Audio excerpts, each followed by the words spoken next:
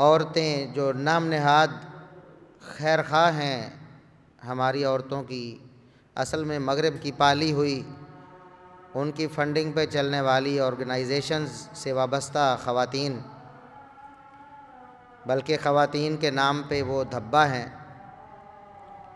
وہ لبرل آنٹیاں، وہ ہماری بہنوں، بیٹیوں اور ہماری ماؤں کو یہ باور کراتی ہیں کہ آپ قید و بند کی زندگی بسر کر رہی ہیں، آپ کے حقوق کو پامال کیا جا رہا ہے، آپ کو آزاد ہونا چاہیے، آپ کو گھروں سے نکلنا چاہیے، آپ کو برابری کا نعرہ مارنا چاہیے، مردوں کے برابر ہو کر گلیوں محلوں میں سڑکوں چوراہوں پہ ذلیل ہونا چاہیے۔ تو یہ آنے والے سالوں میں مزید فتنہ آگے بڑھتا ہوا نظر آ رہا ہے۔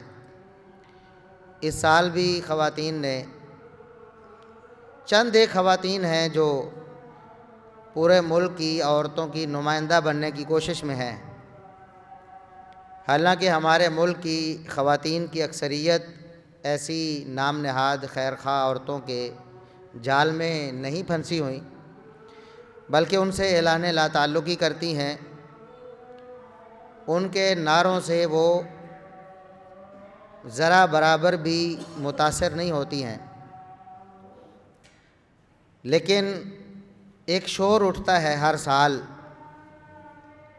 اس سال بھی لاہور میں ان پر پابندی عائد کی گئی، لیکن بعد میں غیر ملکی پریشر آنے پر ہماری حکومت اس پریشر کے سامنے ڈھیر ہو گئی اور انہیں عورت مارچ کی اجازت دینا پڑی۔ اس عورت مارچ میں جس طرح کے مطالبات ہوتے ہیں اور جس طرح کے نعرے اور جس طرح کے بینرز انہوں نے اٹھائے ہوتے ہیں، ان کو یہاں ممبر پر تو کیا کسی گھر میں معزز لوگوں کے سامنے بیان کرنا بھی ممکن نہیں ہوتا۔ اور نام ہے عورتوں کے حقوق کا اور عورتوں کی آزادی کا۔ عورتوں کی آزادی کی تحریک 1400 سال پہلے محمد الرسول اللہ صلی اللہ علیہ وسلم نے شروع کی تھی۔ عورتوں کے حقوق کا تحفظ ہمارے دین اسلام نے 1400 سال پہلے سے کر دیا تھا، اور عورتوں کا مقام و مرتبہ اور ان کی عزت و تکریم پوری دنیا میں، پوری تاریخ انسانیت میں اس کی کوئی مثال نہیں ملتی جس طرح کی عزت و تکریم ہماری دینی تعلیمات میں ایک عورت کو دی گئی ہے۔ لیکن شیطان ہمیشہ انسان کو گمراہ کرتا ہے۔ جس طرح آدم و حوا علیہم السلام کو اس نے جھوٹی قسمیں اٹھا کر اپنی پرفریب باتوں میں الجھا لیا اور دانا کھانے پر مجبور کر دیا، اور اس نے کہا میں تمہارا خیر خواہ ہوں۔ وقاسمہما، قسمیں اٹھا کر شیطان نے کہا تھا کہ میں تمہارا خیر خواہ ہوں، تم دونوں کو میں اچھی زندگی دلانا چاہتا ہوں، تمہارا مستقبل میں محفوظ بنانا چاہتا ہوں، تم یہ دانا کھا لو، ہمیشہ ہمیشہ کے لیے جنت میں رہو گے، ورنہ تو نکال دیے جاؤ گے۔ تو حقیقت میں جو اس کا نعرہ تھا اور اس کا دعویٰ تھا اس کے الٹ ہونے والا تھا، وہ تو دشمن تھا۔ چنانچہ جیسے ہی وہ درخت اس کا دانہ، اس کا پھل چکھا تو آدم حوا علیہم السلام دونوں کو جنت سے نکال دیا گیا، وہ جنت سے محروم ہو گئے۔ آج وہی شیطان ہے اور وہی انسان ہے۔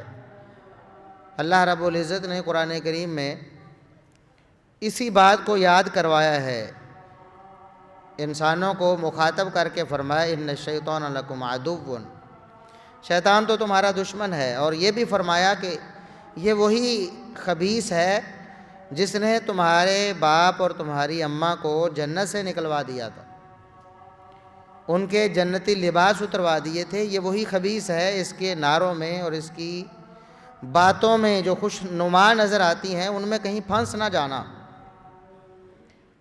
لیکن شیطان اپنا کام کر رہا ہے، اور جو انسان عبرت حاصل نہیں کرتے، اللہ رب العزت اور اس کے رسول صلی اللہ علیہ وسلم کے احکامات پر عمل نہیں کرتے، وہ اس کے نعروں میں پھنس جاتے ہیں۔ اور پھر ہوتا کیا ہے؟ وہی جو شروع میں ہوا تھا وہی ہوتا ہے کہ خواب دکھائے جاتے ہیں، آزادی کے خواب دکھائے جاتے ہیں، بھلائی کے، خیرخواہی کے، لیکن ہوتا کیا ہے؟ بربادی ہو جاتی ہے، نقصان ہو جاتا ہے، آسائشوں سے انسان نکل جاتا ہے۔ تو آج عورتیں جو آزادی کے نام پہ اس شیطان کے نعرے میں پھنسی ہوئی ہیں، حقیقت میں وہ اپنے آپ کو غلامی میں دھکیلنا چاہتی ہیں۔ حقیقت میں اللہ رب العزت نے جو ان کو آسائش کی نعمت دی ہے، اس سے نکل کر اپنے آپ کو مشقت اور مصیبت میں ڈالنا چاہتی ہیں۔ حقیقت میں ان نعروں میں الجھ کر وہ اپنی آزادی کھونا چاہتی ہیں۔